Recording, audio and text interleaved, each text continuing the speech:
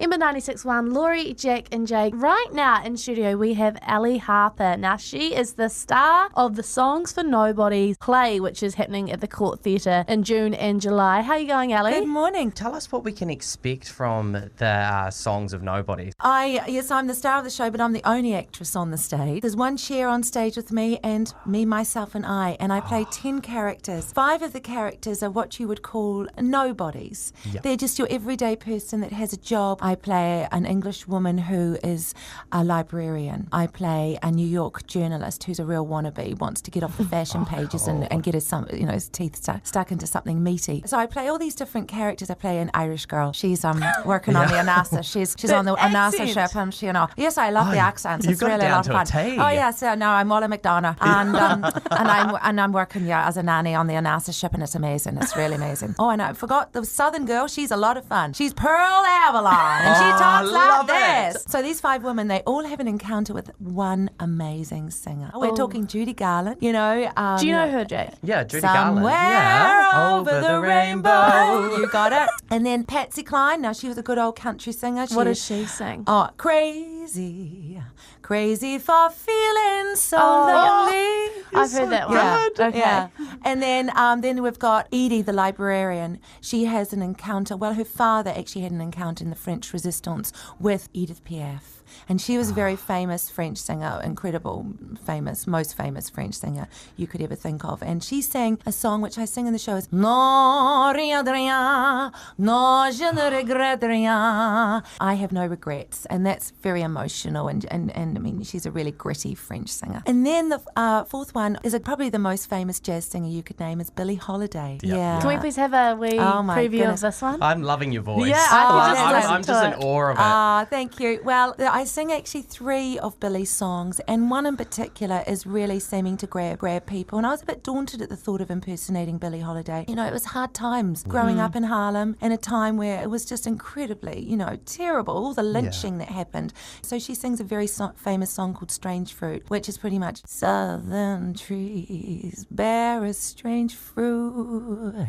blood on the leaves, blood at the root, black bodies swinging in the southern breeze, strange fruit hanging from the poplar tree. It's amazing because you can hear like the pain and struggle in your voice through that character. Yeah, and so the fruit, is it like a metaphor for the bodies? The black hanging bodies. Oh my God. Terrible. So I was, thinking, gosh, how am I going to do that? But the lighting is so incredible.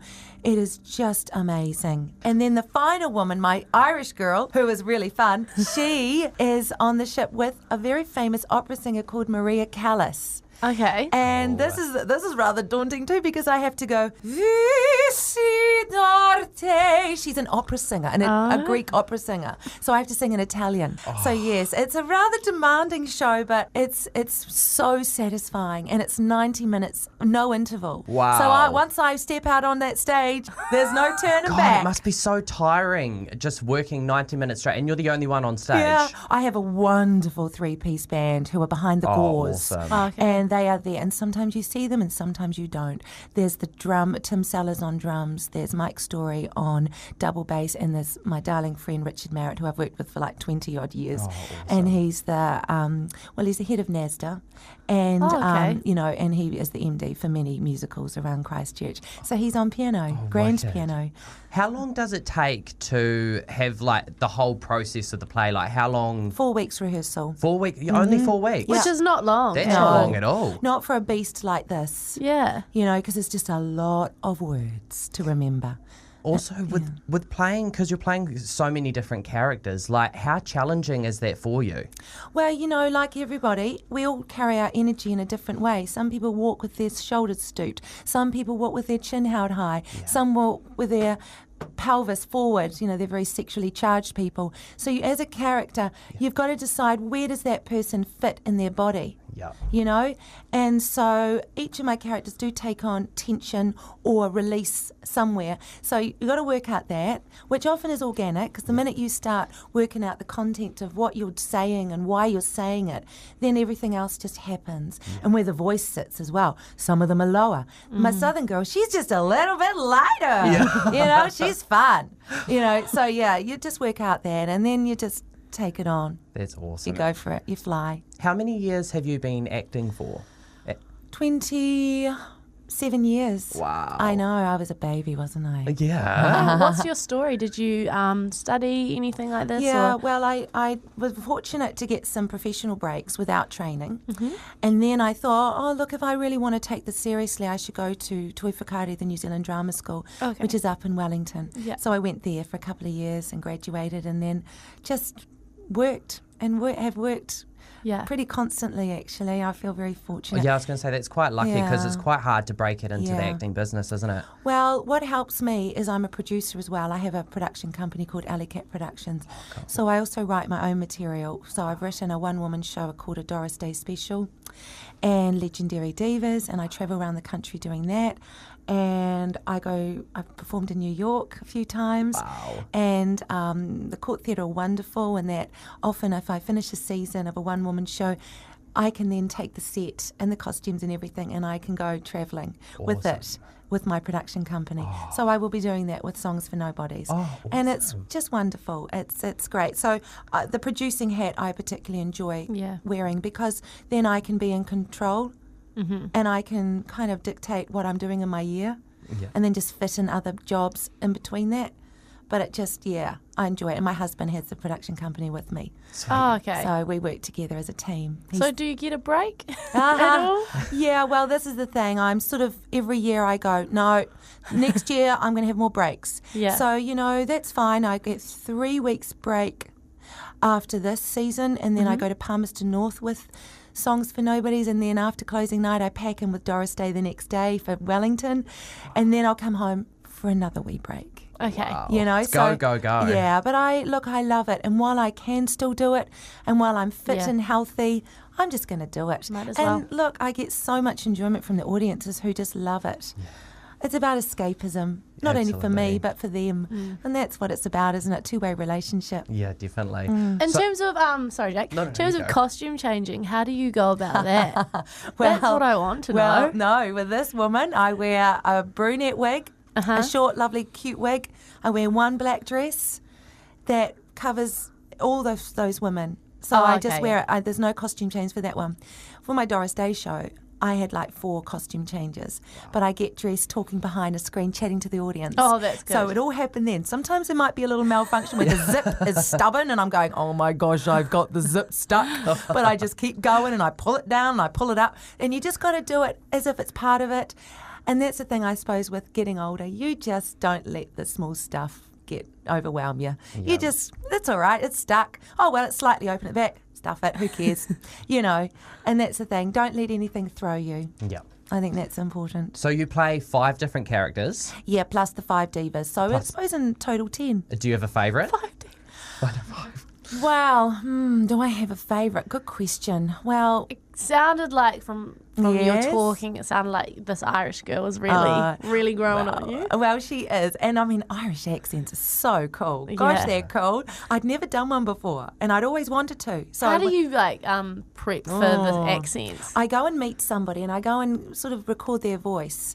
So with that Irish girl, I found a lovely woman called Grace. And I went to her house and I got her to read the first page of the dialogue. Oh, okay. And I could see, and I was watching her mouth, how she talked. It's very much in the action of the tongue. Oh, It's a very busy little accent, you know. It's a very little rolling around in their mouth like that. And they don't really open up their mouth much. It's quite closed. Yeah. You know, we think Kiwis talk with our, mouth closed, but actually the Irish don't really open it much. It's all at the back of the throat as well. Yeah. They're lifting it up, and it's all about the tone, and up and down, and up and down, and it's fun. And then I had a New York woman who I met when I was in New York, and I actually on Facebook Messenger, she recorded, I sent over the script for the first woman. I said, Fran, can you record this? And she did, and it was brilliant, awesome. just brilliant. So no, I just love it. Yeah, it's really cool. I love accents, and they really help you inhabit a character. Have you? What's your most difficult accent? Russian. Really? Yeah, Russian was quite tough. I played a fabulous role in Shortcut to Happiness, a Roger Hall play, years ago when the court opened their new building in Addington after the earthquake. Yeah. And that was quite tough. But once you get it, South African's also quite a tricky one. Because it's quite similar to New Zealand, I find. Yeah, it's an interesting one. It's sort of Dutch, kind of English, and kind of in the middle. There's just that influence. But once you get it, the clipped consonant, I don't want to try it now, just in case, because once I'm in a show, I'm only thinking of those accents. Yeah. Oh, that's a good way to do it. And the minute you sort of finish a show, you kind of go, but all you need is one sentence to help you get back on track of an accent. Like for Cockney, 2 bunches of violets trodden them out a full day's wages. Why don't you look where you're going? Which is from My Fair Lady. Yeah. Eliza Doolittle, and I did that role years ago. And so if I ever need to do a Cockney, I just say that one line and it can kind of get me on track. Cool. South African, I can't quite think of it, but it's fun accent, that clipped long consonants and things.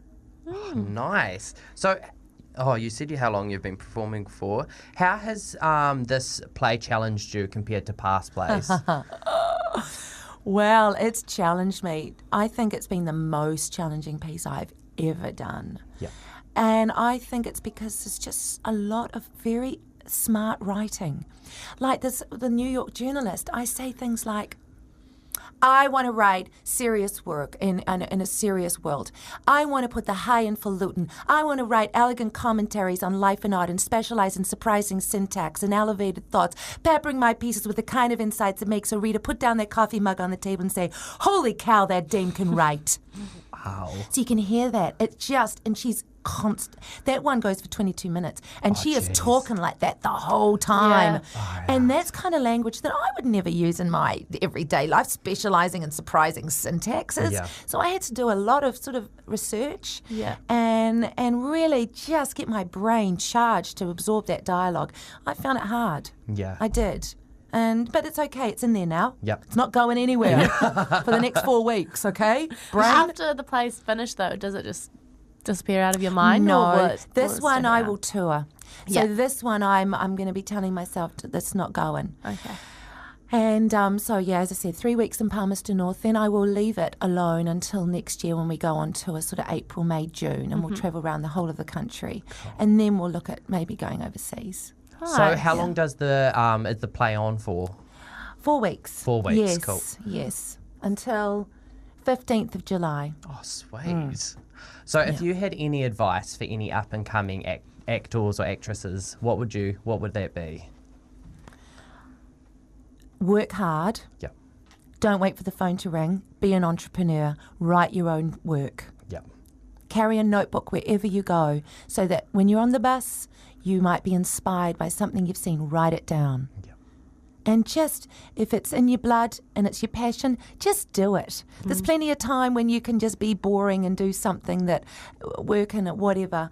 Don't give up on your dreams. Just do it. That's awesome. Perfect. Well, thank you so much for coming in and talking to us today, Ali. Thank It's been a you. pleasure. And hopefully we get the chance to pop along to Songs to Nobody. It sounds like a great play. Thanks so Awesome. much. Thank you. Thank you.